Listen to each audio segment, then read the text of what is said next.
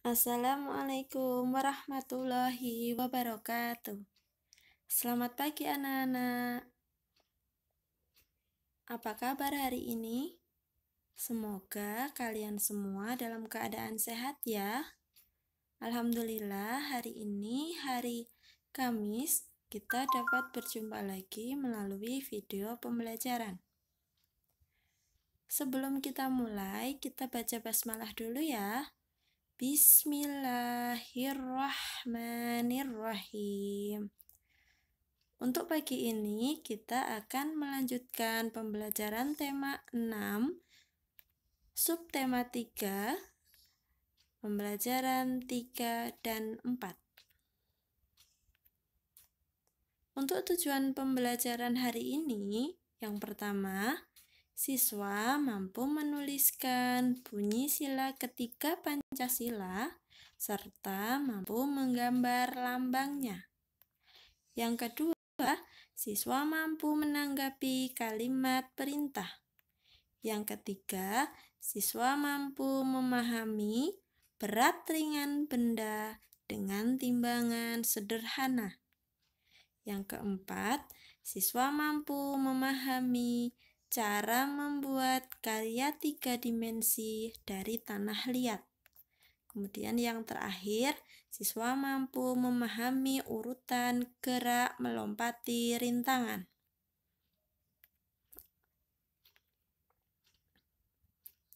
Kebersihan lingkungan sekolah bukan hanya tanggung jawab petugas kebersihan. Kebersihan lingkungan sekolah tanggung jawab semua warga sekolah. Semua warga sekolah harus memiliki rasa persatuan dalam menjaga lingkungan sekolah. Memiliki rasa persatuan adalah sikap yang sesuai dengan sila ketiga Pancasila. Sekarang coba kalian ingat-ingat bagaimana bunyi sila ketiga. Selanjutnya silahkan ditulis di buku tulismu. Tidak lupa gambarlah lambang sila ketiga Pancasila. Jadi, tugasnya adalah menuliskan bunyi sila ketiga Pancasila, kemudian menggambar lambangnya. Silahkan ditulis di buku tulis, kemudian difotokan ke wali kelas masing-masing. Selanjutnya, sebagai warga sekolah, kita harus bekerja sama. Kita harus bekerja sama menjaga kebersihan. Guru selalu memerintahkan untuk membersihkan lingkungan sekolah. Kita harus menanggapi perintah tersebut dengan santun. Bagaimanakah cara yang baik dalam menanggapi suatu perintah? Perhatikan cara murid menanggapi perintah gurunya berikut ini. Ibu guru berkata kepada Dayu, "Dayu, bersihkan papan tulisnya ya."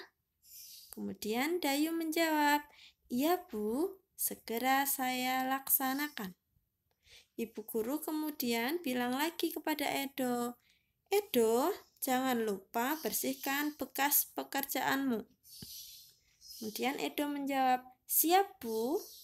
Ibu guru kembali melakukan perintah kepada Benny. "Dan kamu Benny, bersihkan sampah di bawah mejamu." Benny pun menjawab, "Baik Bu Guru." Begitulah cara yang baik menanggapi suatu perintah. Apalagi jika yang memerintah orang tua kita. Kita harus menanggapinya dengan santun. Biasakanlah menanggapi perintah siapapun dengan santun. Kalian semua sudah tahu bagaimana cara menanggapi perintah. Kita akan melakukan latihan menanggapi perintah pada kata perintah di bawah ini. Di sini ada kata-kata, kemudian akan kita susun bersama-sama menjadi kalimat perintah. Selanjutnya kita akan menanggapi bersama-sama tanggapan untuk kalimat perintah tersebut. Yang pertama, kalimat perintah yang benar ketika disusun menjadi Ani, buanglah sampah pada tempatnya. Jika Ani disuruh ibu membuang sampah pada tempatnya, tanggapan Ani yang sopan ialah, "Baik, Bu, Ani akan membuang sampah ke tempatnya."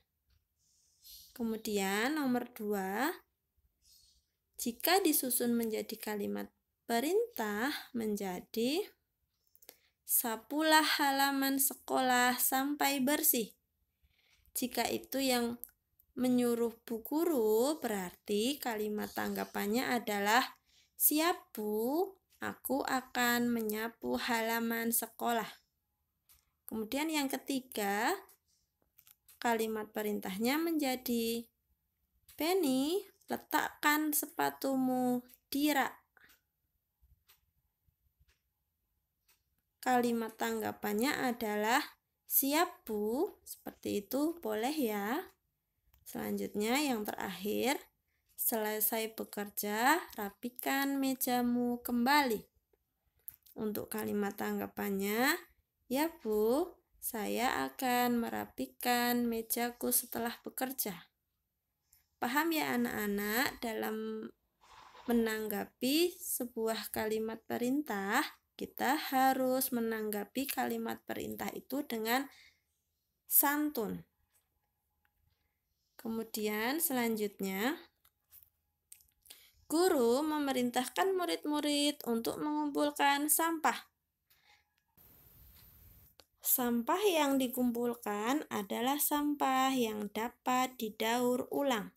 Misalnya sampah plastik, kaleng, kertas, atau kardus.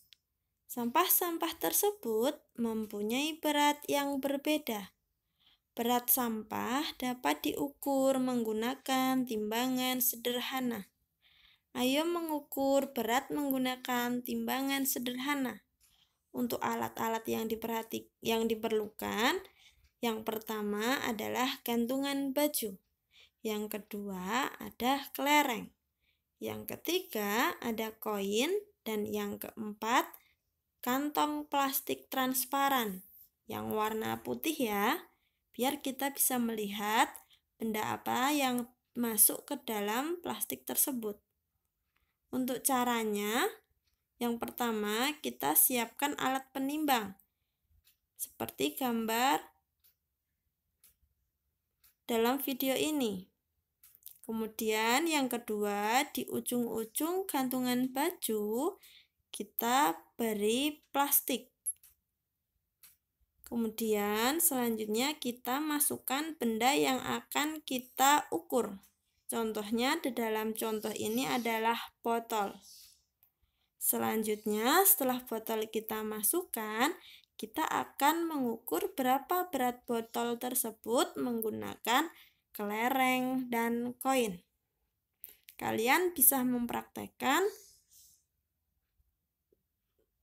timbangan sederhana seperti yang ada di buku maupun di video bersama orang tua di rumah. Untuk selanjutnya, kalian bisa melihat di buku tema 6 kalian halaman 99.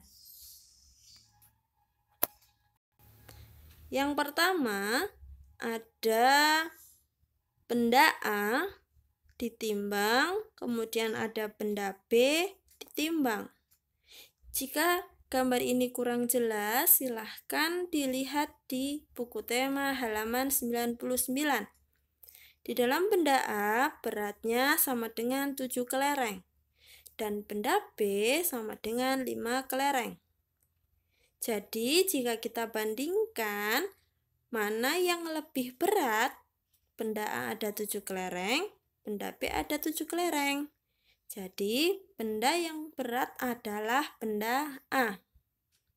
Selanjutnya, nomor 2, benda A jika ditimbang beratnya sama 3 kelereng. Kemudian, benda B jika ditimbang beratnya sama dengan 5 kelereng. Jika kita bandingkan berat A dan berat B, yang lebih berat adalah benda B.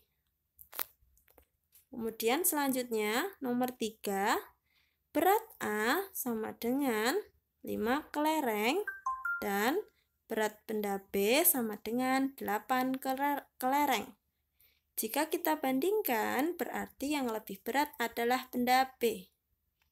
Selanjutnya, benda A beratnya 5 kelereng, benda B beratnya 3 kelereng.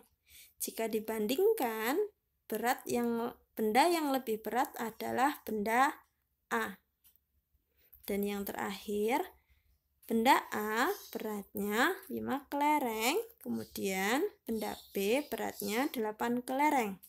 Jika kita bandingkan, berarti benda B memiliki berat yang lebih daripada benda A.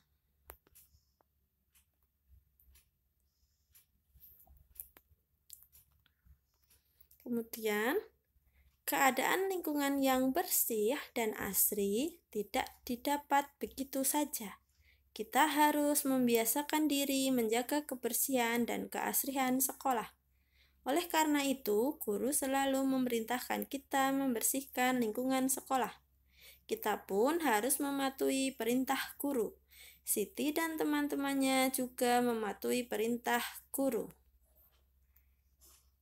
Bacalah percakapan mereka di bawah ini. Anak-anak, hari ini kita akan kerja bakti. Kita kerja bakti membersihkan lingkungan sekolah.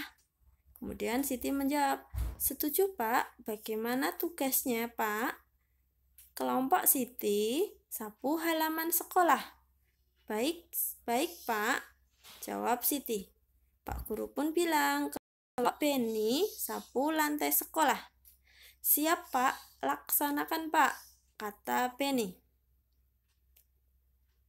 Kelompok Dayu membersihkan kaca jendela. Kemudian Dayu menanggapi, "Segera kami kerjakan, Pak." Kemudian Pak guru kemudian bilang, "Selebihnya silahkan bersihkan ruang kelas masing-masing." "Baik, Pak, kamu harus mencontoh sikap mereka." Mereka semuanya menanggapi perintah Pak guru dengan santun dan sopan. Sekolah milik bersama, jadi harus dirawat bersama. Selesai kerja bakti, mereka melanjutkan kegiatan. Mereka akan membuat hasil karya. Hasil karya digunakan untuk pajangan kelas. Pajangan-pajangan memperindah kelas. Kita bisa memajang hasil karya kita di kelas. Di bawah ini beberapa contoh karya 3 dimensi yang bisa jadi pajangan kelas. Yang pertama ada gambar itu, kemudian yang kedua, dan yang ketiga. Gambar-gambar ini sudah kita buat ketika di tema 5 kemarin menggunakan plastisin. Kemudian ada lagi benda 3 dimensi seperti gambar ini, 2 gambar ini. Ini merupakan juga benda 3 dimensi, akan tetapi ini yang atas dibuat dari plastisin dan yang bawah dibuat dari tanah liat. Untuk cara membuatnya, yang pertama, siapkan adonan tanah liat dan cetakan yang diinginkan. Kemudian yang kedua, masukkan adonan tanah liat ke dalam cetakan hingga penuh. Yang ketiga, lepaskan tanah liat dari cetakannya. Yang keempat, keringkan hasil cetakan tersebut dengan cara dijemur atau dibakar. Setelah belajar tentang cara membuat karya 3 dimensi dengan tanah liat, Siti dan teman-temannya berolahraga di halaman sekolah. Mereka berkumpul di lapangan sekolah. Mereka sangat gembira dan bersemangat. Hari ini Pak Guru mengajak berolahraga sambil bermain. Mereka akan melakukan gerakan melompati rintangan. Rintangan dibuat dari karet gelang yang dirunce menjadi tali. Untuk urutan gerakannya, gerakan yang pertama, 2 siswa merentangkan ujung tali karet setinggi lutut mereka. Kemudian siswa-siswa yang lain berbaris berbanjar menghadap tali karet dengan jarak siswa terdepan 2-3 meter dari karet. Selanjutnya, salah satu kaki menjadi tumpuan. Kaki yang lain melompat terlebih dahulu. Kaki kanan mendarat kembali ke tanah disusul dengan kaki kiri. Begitulah urutan gerak melompati rintangan. Kalian bisa mempraktekkan di rumah bersama teman-teman maupun keluargamu. Alhamdulillah untuk materi pembelajaran 3 dan 4 sudah selesai. Ustadzah berharap anak-anak bisa memahami materi yang Ustadzah berikan. Terima kasih atas perhatiannya. Sampai jumpa di video pembelajaran selanjutnya.